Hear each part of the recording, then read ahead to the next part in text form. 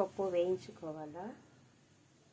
మినపప్పు పచ్చడికి మిరపకాయలు, ధనియాలు, మెంతులు, జీలకర్ర వేసి ఆయిల్ కొంచెం వేసి వేయించుకోవాలి. గ్రాముల చింతపండు, 100 గ్రాముల మినపప్పు, 20 గ్రాములు ఎండు మిరపకాయలు.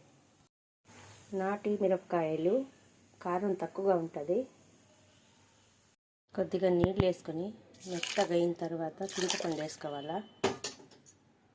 కుండా చూసి వేసుకోవాలి 50 గ్రాముల చింతపండు, లేదంటే బ్లేడ్ ఇరిగిపోద్ది గింజలు ఉంటే. మినపప్పు వేసుకోవాలా.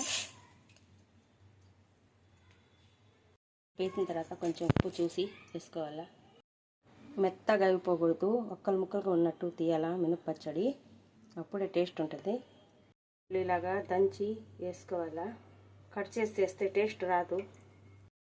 ఇలాగా 1 నిమిషం అలాగని తీసేయాలా, లేదంటే మెత్తగా అయిపోతే బాగుండదు, పేస్ట్ అయిపోద్ది. ఎర్రగడ్డలు వేసుకొని ఎర్రగడ్డలు వేసిన తర్వాత 1 నిమిషం అటు తిప్పి తీసేయాలా.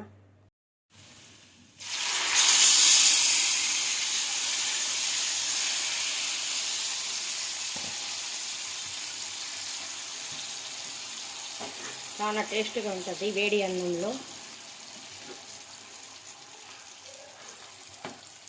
2-3 రోజుల దాకా ఉంటుంది. ఫ్రిడ్జ్లో పెట్టే అవసరం లేదు.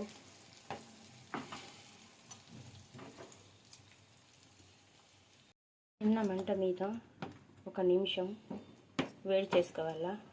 3 రోజుల దాకా ఉంటుంది నిల్వ, బయట పెట్టచ్చు.